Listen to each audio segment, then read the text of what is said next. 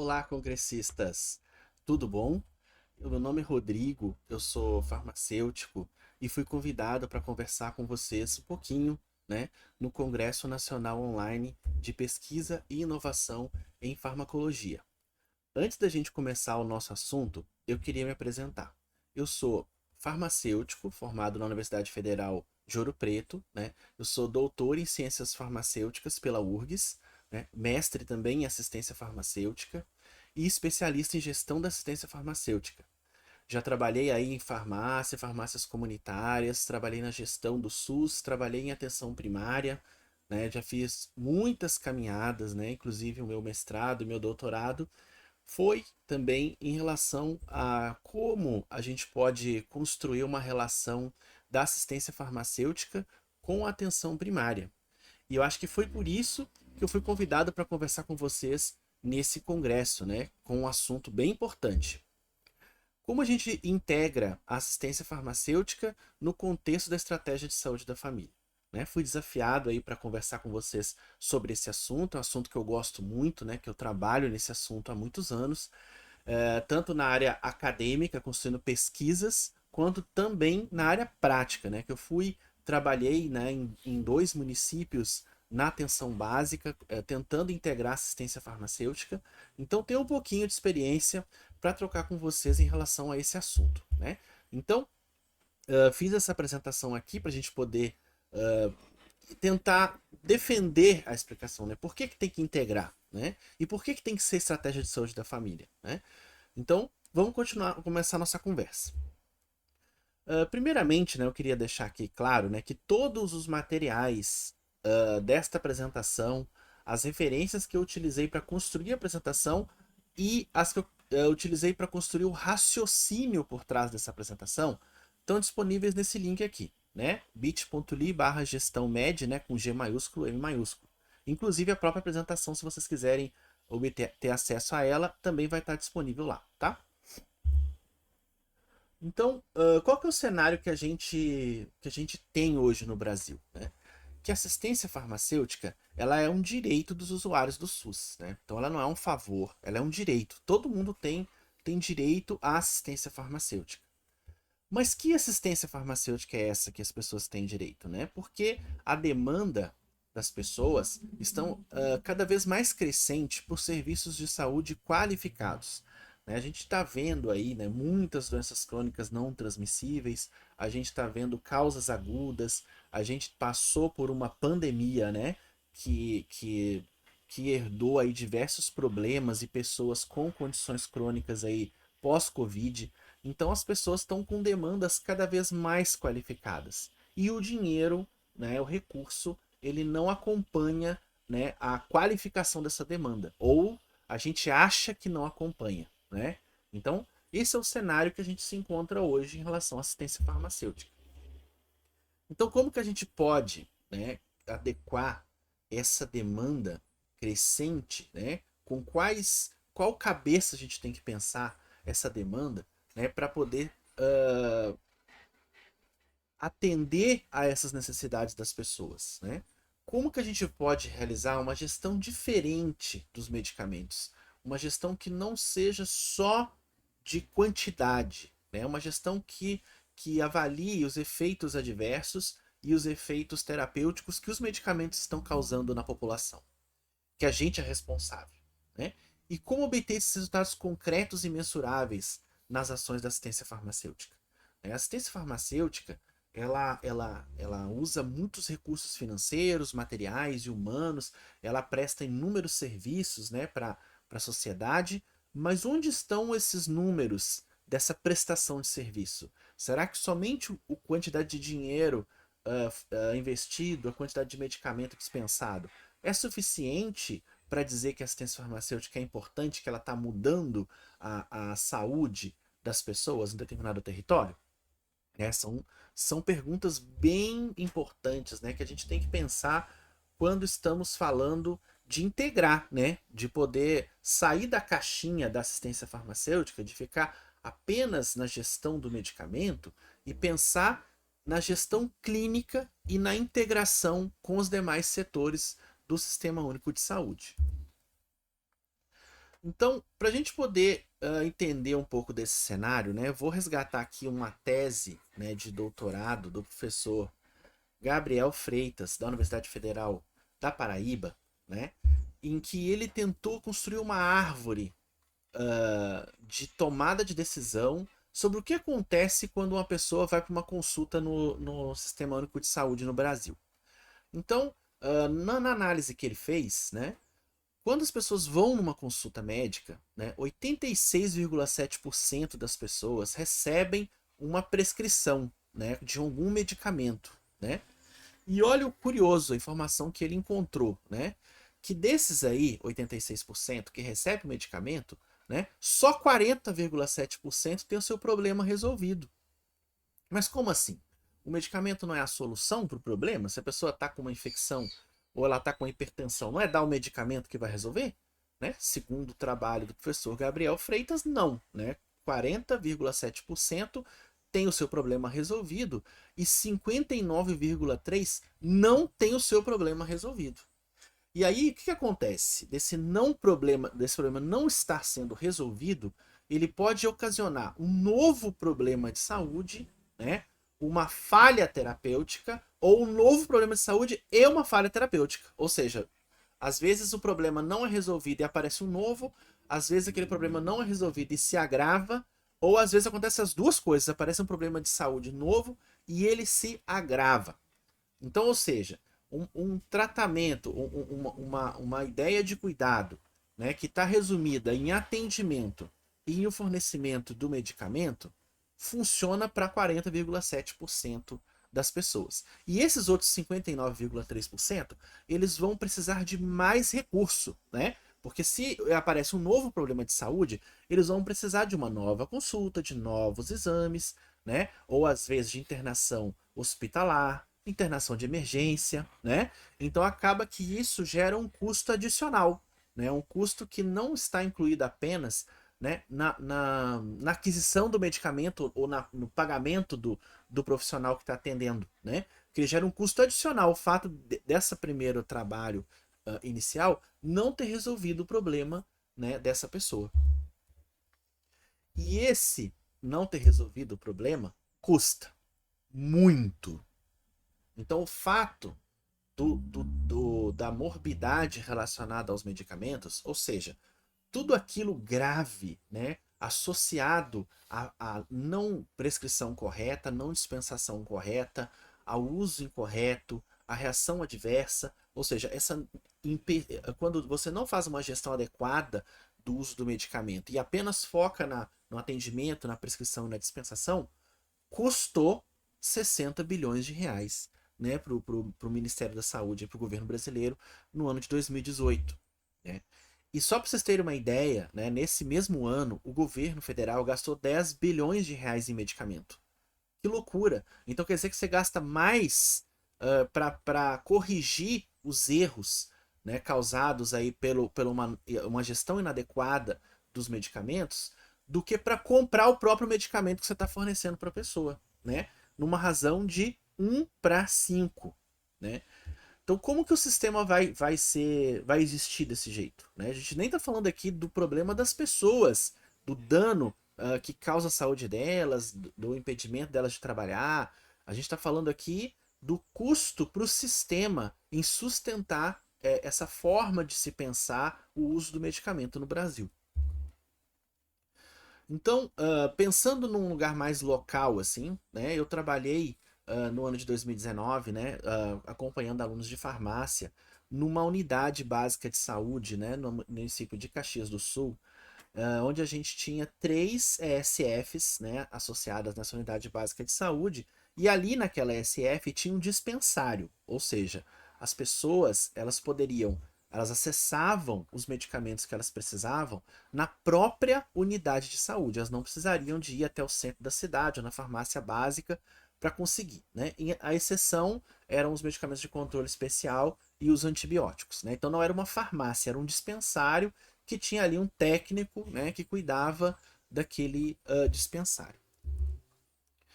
O que a gente fez lá, né, junto com os alunos? A gente coletou durante um mês a prescrição dos pacientes hipertensos. Então, toda vez que tinha no dispensário uma prescrição que tinha algum medicamento para hipertensão, a gente coletou essa prescrição e a gente comparou, né, o que estava prescrito para aquele paciente, né, com o que estava no prontuário daquele paciente, com o que estava no sistema de dispensação. Então a gente estava olhando o sistema com o prontuário com a prescrição, para saber se estava alinhado, né? Se aquilo que estava na prescrição do paciente foi o que foi entregue e o que estava registrado no prontuário era a mesma coisa. Então, a gente coletou 79 prescrições, né? Uma média de 4,22 medicamentos aí por prescrição. E o trabalho de conferência foi muito grande, né? Então a gente não conseguiu conferir todas as 79. A gente só teve um pouco de trabalho que era um estágio, então a gente não tinha tanto tempo na unidade de saúde. Mas o que a gente conferiu, a gente conseguiu olhar 27 prescrições, o prontuário, o sistema e a prescrição, e em 22 prescrições aí o sistema de dispensação e a prescrição. E aí, quando a gente compara o sistema do dispensário que está entregando os medicamentos para as pessoas e a prescrição médica, né? 12 prescrições tinham inconsistência. Ou seja, alguma coisa não batia. Não batia o que o paciente estava levando do dispensário com o que estava prescrito, né? Então, ou seja, quase a metade, mais da metade das prescrições tinha alguma coisa errada acontecendo com elas. E quando a gente comparou os três, ou seja, o sistema, prescrição e prontuário, das 27 prescrições que nós olhamos, 2 prescrições estavam corretas, batendo o que estava na prescrição com o que estava no sistema e com o que estava no prontuário. 25 prescrições que nós olhamos e tinham inconsistências. O prontuário não estava certo, o sistema não estava batendo, ou enfim. E adivinha aonde a gente viu mais problema, né? 44% das inconsistências do prontuário e da prescrição. O que estava registrado no prontuário daquele paciente sobre o uso do medicamento dele não batia com o que estava prescrito para aquele paciente, né? Daqui a gente dá para entender um pouquinho, né, por que a gente gasta tanto dinheiro com as morbidades relacionadas ao medicamento. E olha que aqui são 3 ESFs, né, e mais um dispensário na mesma unidade física estruturada. Então, durante o meu doutorado, eu tentei explicar um pouco isso, né? Como é que isso acontece? Por que esse valor é tão grande? Por que esse sistema funciona assim, né?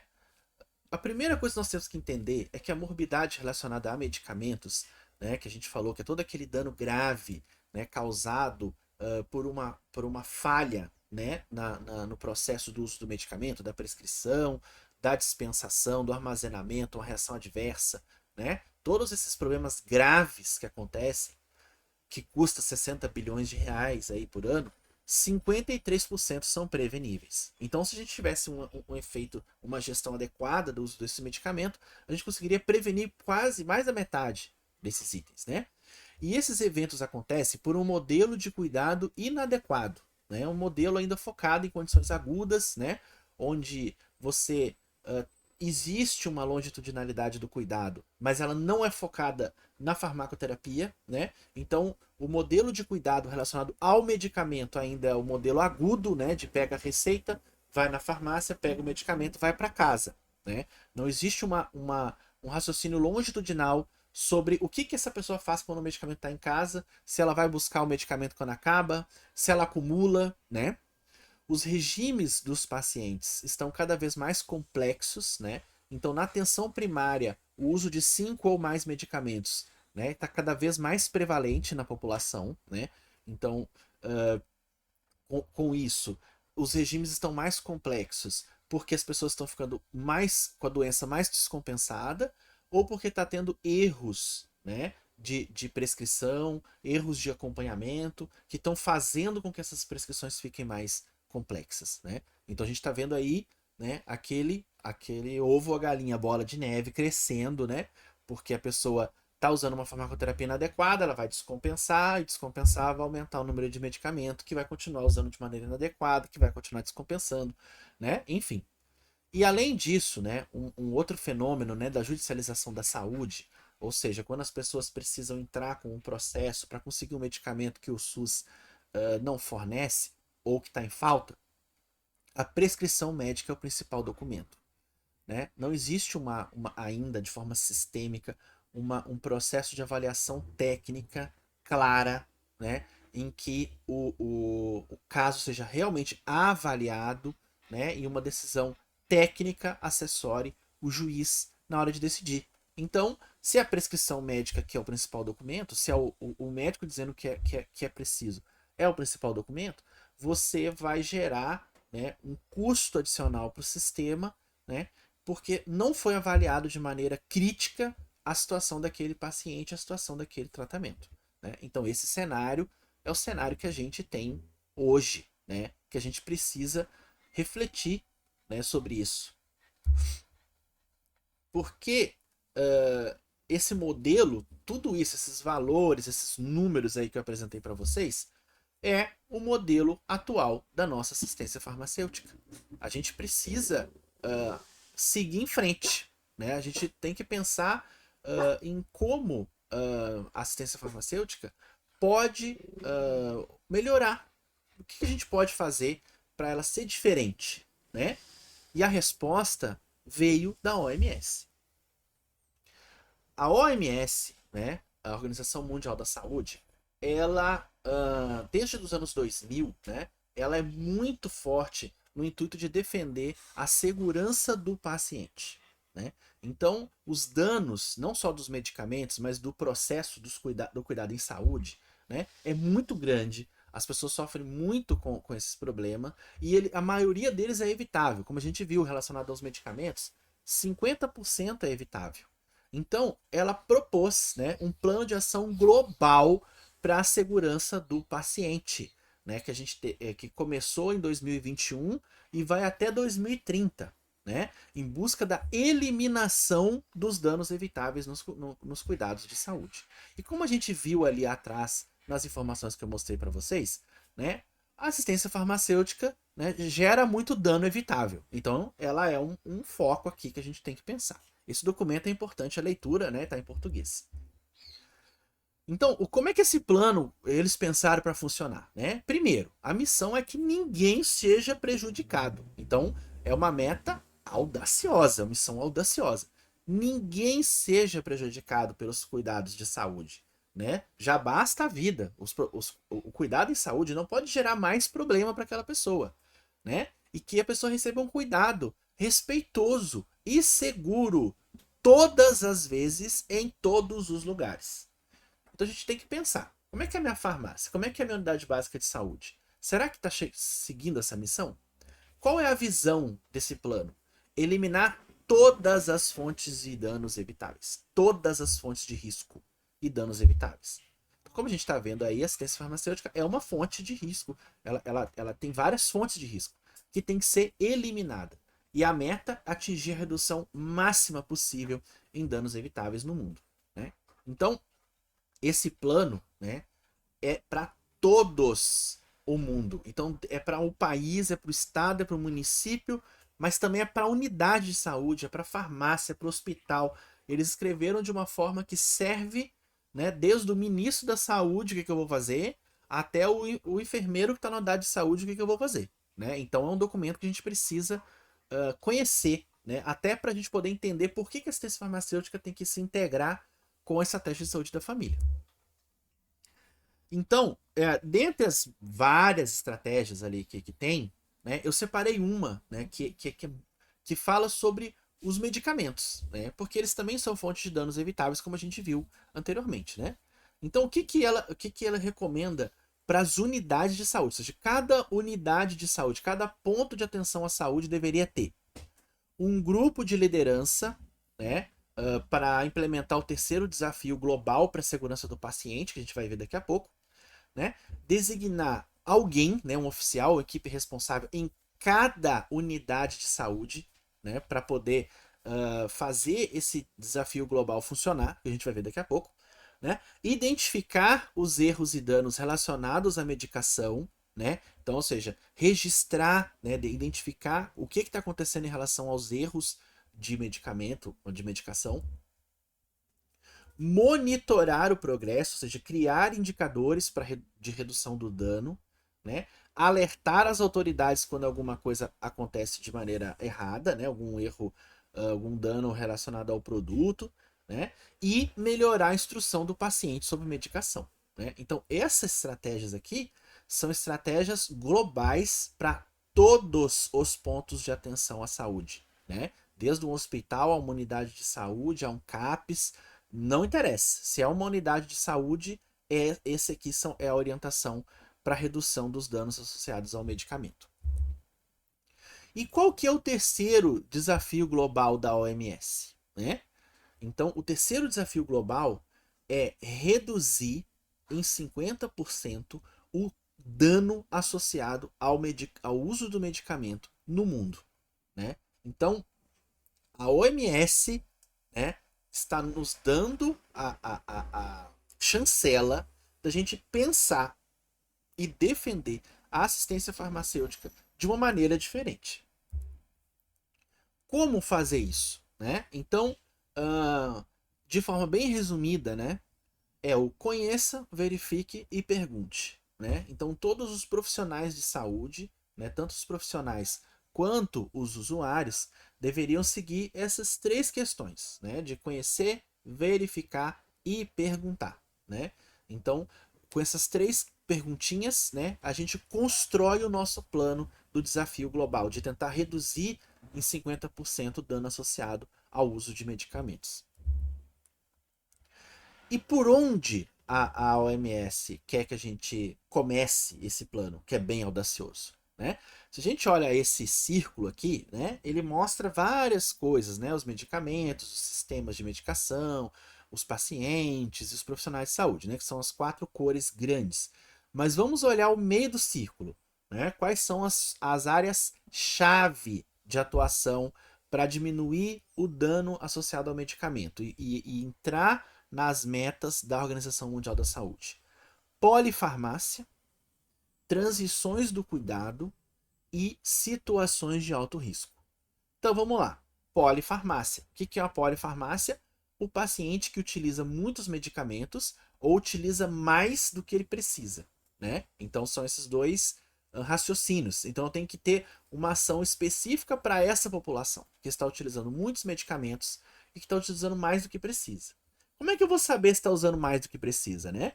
Eu tenho que fazer uma avaliação clínica daquela pessoa. Transições do cuidado. O que significa isso? As pessoas que estão, por exemplo, dentro de um hospital, elas vão mudando, né, a transição. Elas vão mudando de setor. Elas entram na emergência, vão para a CTI, depois vai para o bloco, depois vai para a enfermaria, depois recebe alta, por exemplo. Então, cada transição dessa, cada ponto que ela foi de um lugar para o outro, do outro para o outro, pode ter gerado uma nova prescrição, né? Uma nova linha de cuidado. Mas será que quando foi gerada essa linha de cuidado, foi pensado no que estava sendo feito antes? Será que isso não gera uma duplicidade terapêutica? Né? Vamos pensar agora fora do hospital. O paciente que vai no nefro, vai no cardio, vai no endócrino, vai no posto de saúde e esses profissionais não se conversam. Ou seja, ela está indo da atenção básica para a secundária e consultando com um monte de gente, que gera um monte de prescrição, né? E será que isso não está gerando polifarmácia ou dano? Então, esse é o segundo público, né, que precisa de atenção. Como é que eu vou saber se um paciente tem várias receitas e elas são desnecessárias? Fazendo uma gestão clínica disso, não tem outro jeito. E os pacientes em alto risco, situações de alto risco. Então, aquele paciente que já infartou, já teve um AVC, já tem retinopatia, já está sofrendo um dano grave associado à sua condição de saúde, esse precisa geralmente de mais medicamentos, precisa de titulação de dose, eles precisam de um cuidado cada vez mais profundo e específico relacionado ao uso de medicamentos para que ele não agrave a sua situação, né? Não agrave a sua situação ou gere mais dano associado ao medicamento ainda porque não está usando o tratamento adequado, né? Então, ou seja, vocês podem ver que, né, que do documento da atenção do Plano Global de Segurança do Paciente e o Desafio Global de Segurança do Paciente, da OMS, a assistência farmacêutica está no centro, né? Porque o medicamento é fonte de dano. Então, uh, por onde a gente tem que começar isso, né?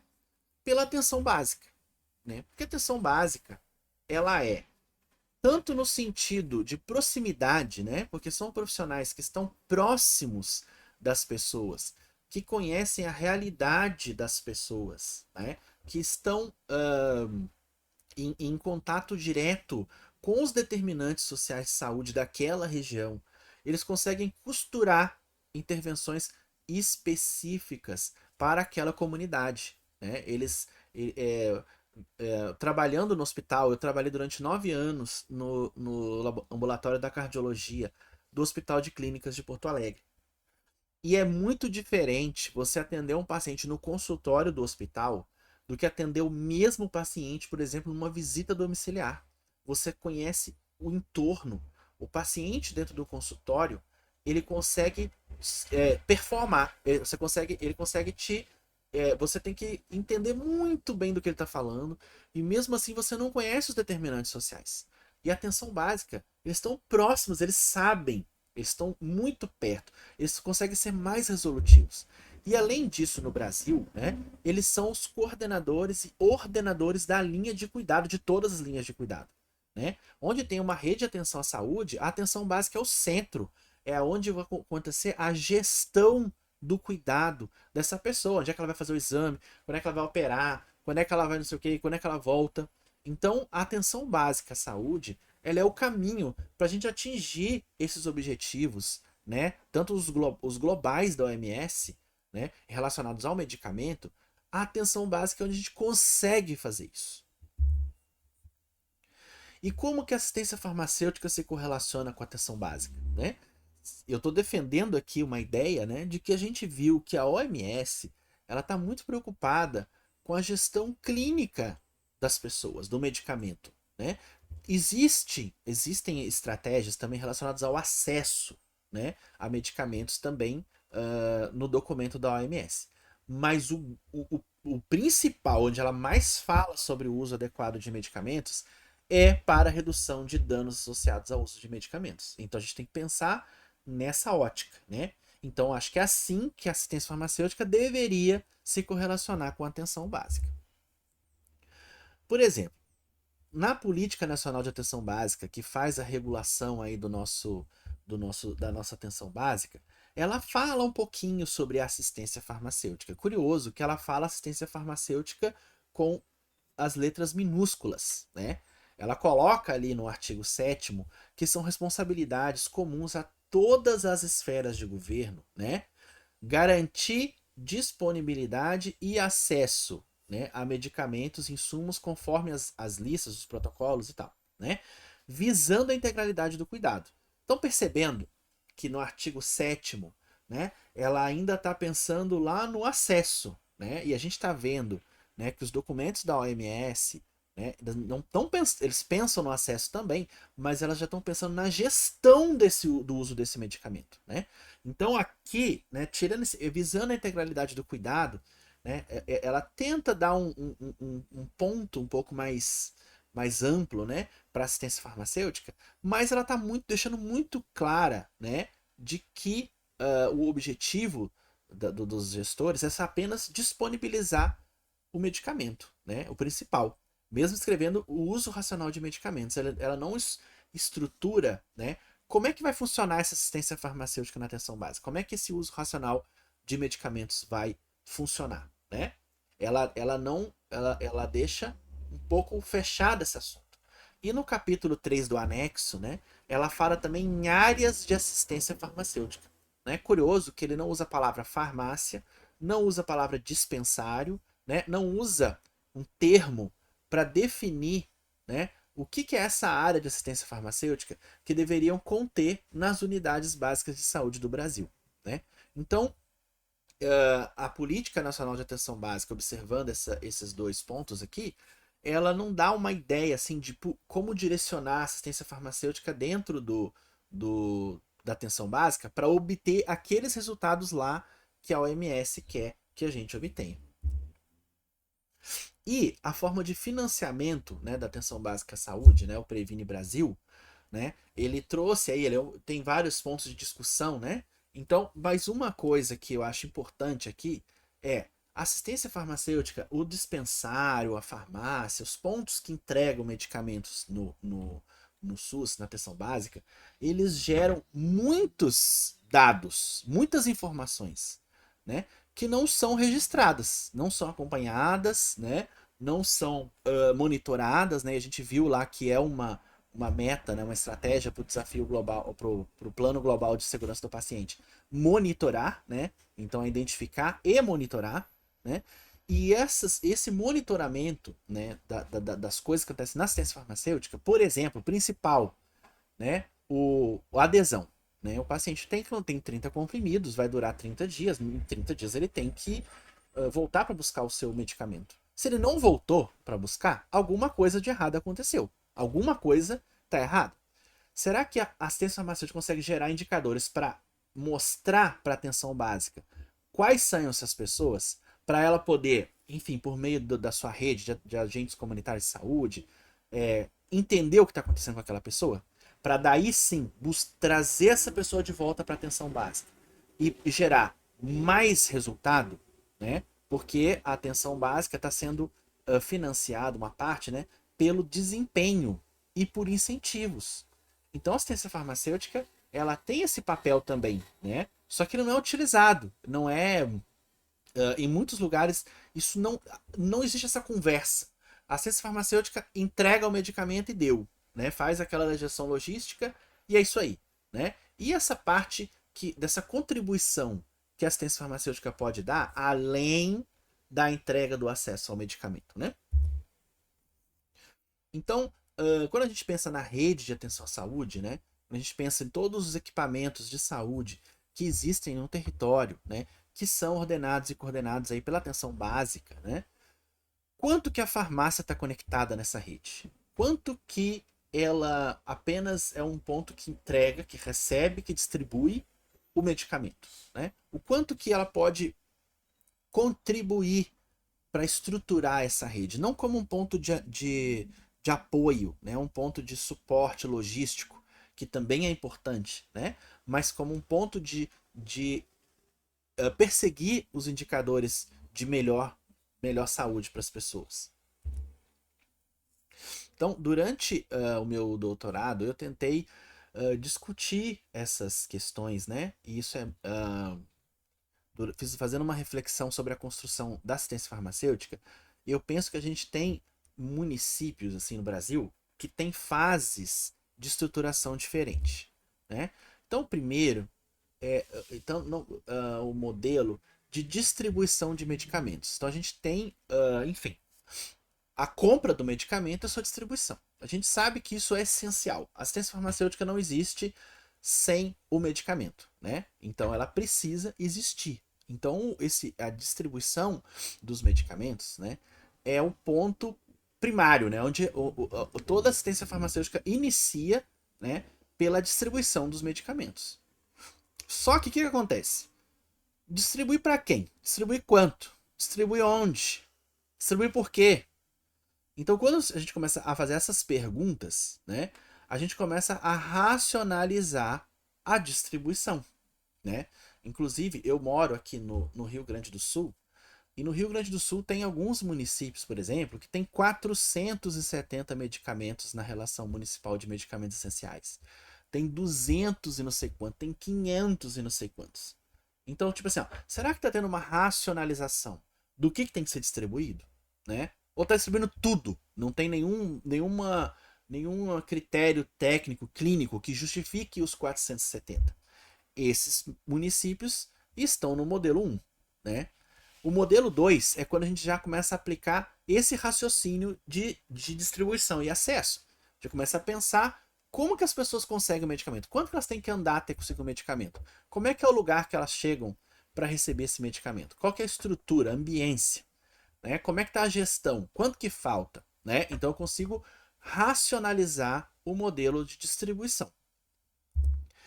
E aí, quando você começa a racionalizar o modelo de distribuição, você começa a pensar, você começa a concluir que apenas o acesso não garante o resultado dos medicamentos. Como a gente viu, no estudo do professor Gabriel, né? Não adianta ter o acesso somente.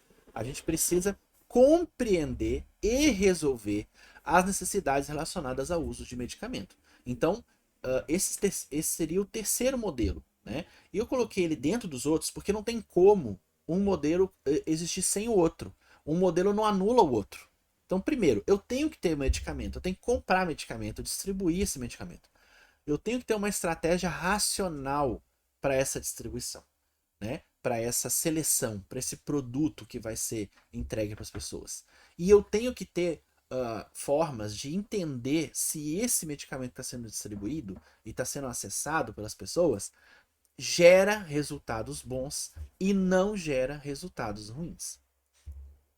Então, na minha reflexão, né, eu pensei nesse modelo aqui, né, que eu estou apresentando pela primeira vez aqui nesse congresso, né, que são essas fases que seguem esse modelo, né, esses três modelos de organização da assistência farmacêutica na atenção básica. Então, a gente vê aí o primeiro, né, o medicamento tem que existir ser entregue ao usuário. Então, muitas vezes a assistência farmacêutica nessa fase 1, ela é pensada no município como um bloco, ou seja, uma farmácia básica central ali, e as pessoas se viram para ir até a farmácia conseguir, né?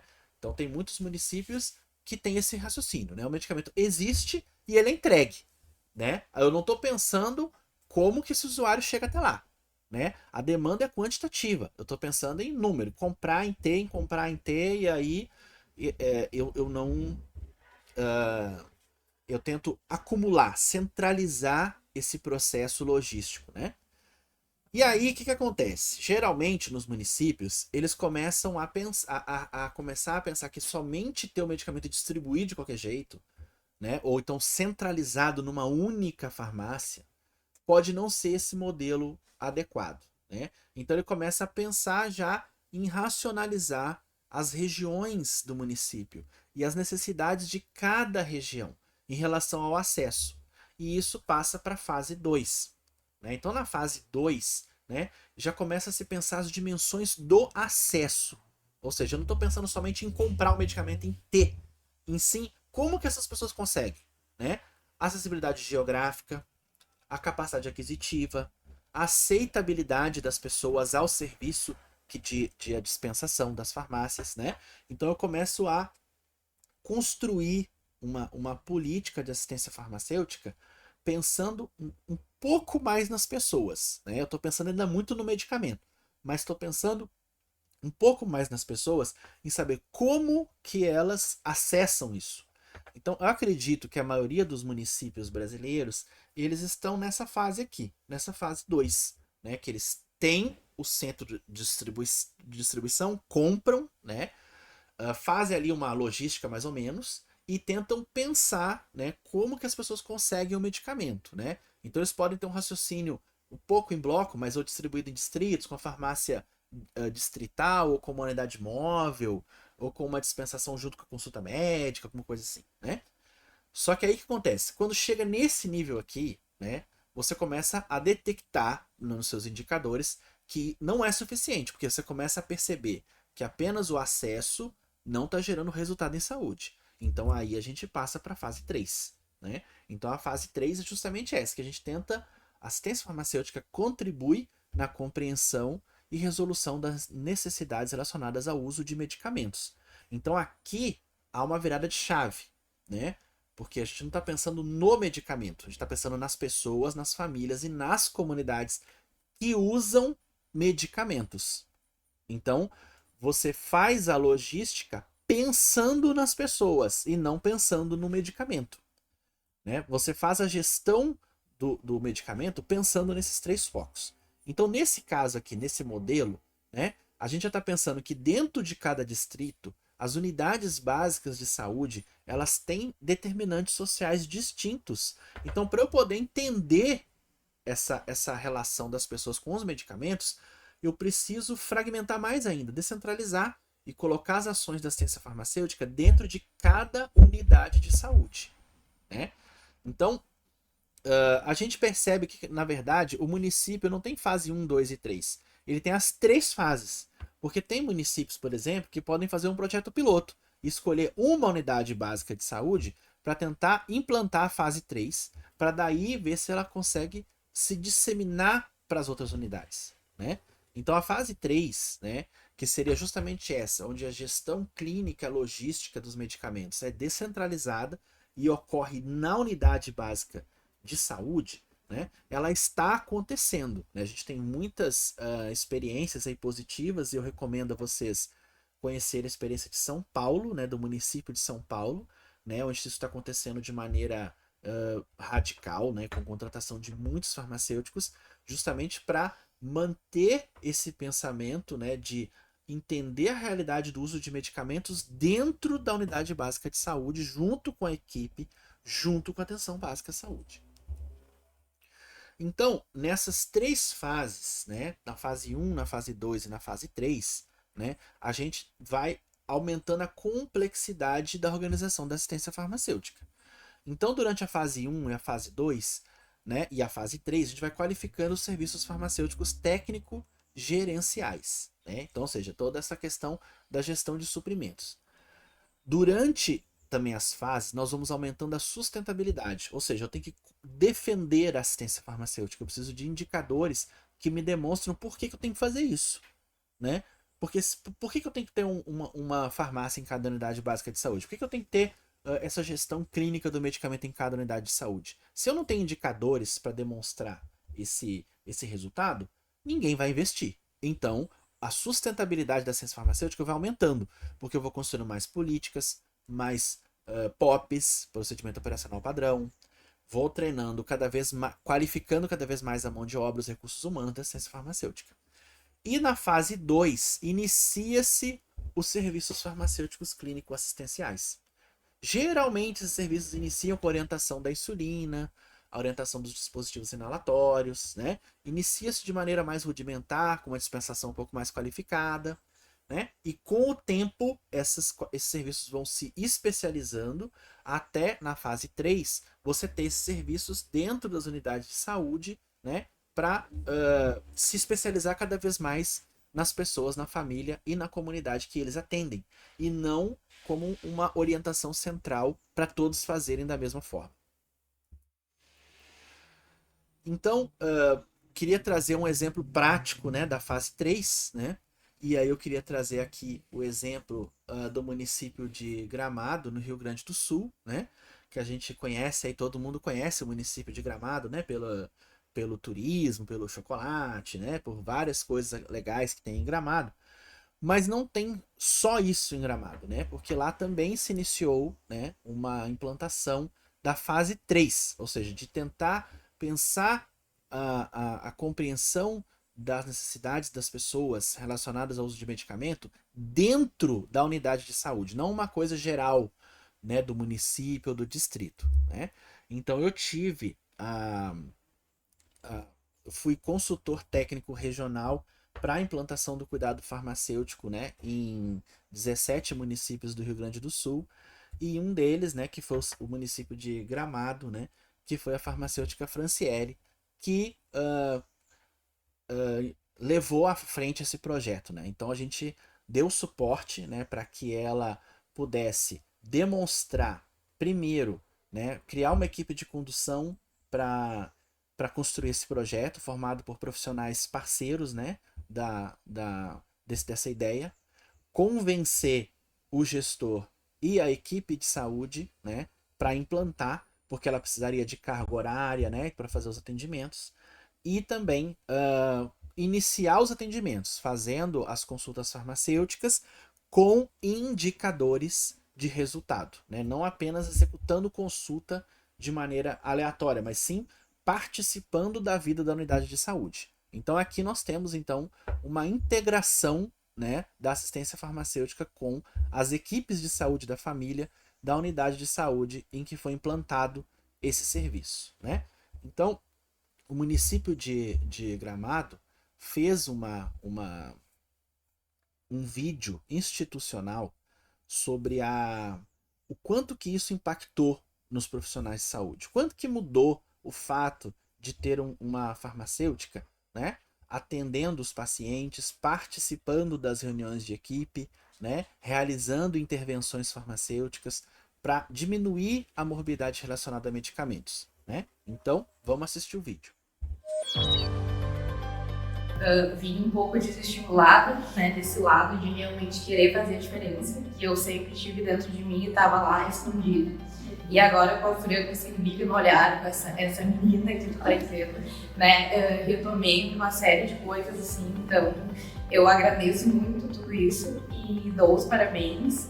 E realmente acho assim, que, né, na fala de vocês, essa questão do custo é o que mais a gente impacta mesmo, né, como o Rodrigo falou.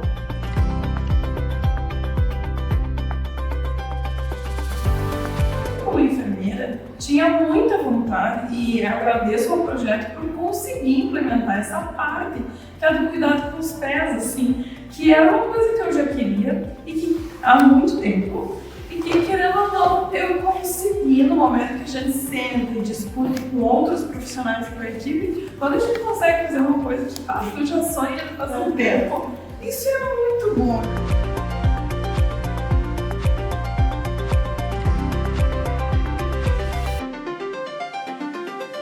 Também a questão do conhecimento que tu traz para nós, né? Discussão diariamente ali de casos, a gente aprende também muitas vezes coisas que nós não sabemos, né?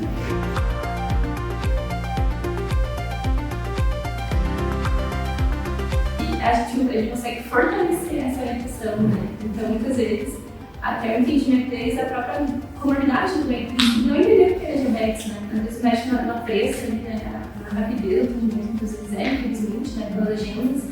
O senhor tem conhecer a hipertensão, vai iniciar essa medicação aqui, mas o tempo de orientar o que é, né? A diabetes, a doença, né? Qual o comprometimento, qual é o cuidado de saúde, o hábito de saúde, né? Ele trouxe um elo, o elo entre a saída da orientação da boca do profissional e a execução pelo paciente, pela pessoa. Porque a falta de adesão é um problema crônico e é gigantesca, ela gira em torno de 80% a falta de adesão. É um baita projeto, olha o avanço que teve já, né, desde o início desse sonho que estava ali no papel e que foi indo, olha como está. Né? Então, acho que tem a tendência só a crescer, vai expandir, isso vai virar um protocolo, vai dar tudo certo e vai ter meu apoio sempre. No que precisar, a equipe está de parabéns, está integrada junto. Eu acho que tem só a tendência só a crescer. Então, gente, olha que coisa maravilhosa, né? A gente viu ali, né, pelos depoimentos dos profissionais, enfermeiros, médicos, outros farmacêuticos, a gestora da unidade de saúde, o que que acontece quando a assistência farmacêutica se integra, né, à estratégia de saúde da família, né? Então, esse é o recado que eu queria deixar para você, essa mensagem, né? De que é possível, né, dar resultado, desde que a gente tenha indicadores corretos, né? A gente saiba produzir, defender o que a gente quer da assistência farmacêutica, como a gente quer mostrar a assistência farmacêutica para as pessoas, né? Como é que a gente quer mostrar para os gestores, para os médicos, para os enfermeiros, para os usuários, para o controle social, né? Porque a gente está vivendo uma situação, né, como eu mostrei para vocês, onde tem desperdício de recurso, não é que falta, tem muito desperdício. Então, quando a gente consegue organizar a assistência farmacêutica junto com a estratégia de saúde da família, a gente percebe que vão melhorar tanto indicadores logísticos, né, de uso de medicamentos vai reduzir, quanto os indicadores clínicos. E isso vai ocasionar menos internação, menos acesso à emergência, né, menos uso de consultas especializadas e valorização da equipe de saúde e da atenção primária como resolutiva e não como um instrumento só de encaminhamento ou de fornecimento de exame de receita de medicamento. E até a própria farmácia também como um local que presta cuidado em saúde, não só entrega medicamento para as pessoas. Então, essa era a mensagem que eu queria deixar, né? Deixo aqui as minhas redes sociais, se vocês quiserem entrar em contato para a gente poder conversar, né? Tem muito mais resultado em relação a isso, mas a ideia aqui era realmente mostrar para vocês um pouco dessa nova visão que a gente precisa implantar o quanto antes no SUS, né? E Fico à disposição sempre que precisar, só entrar em contato comigo, tá bom? Até mais.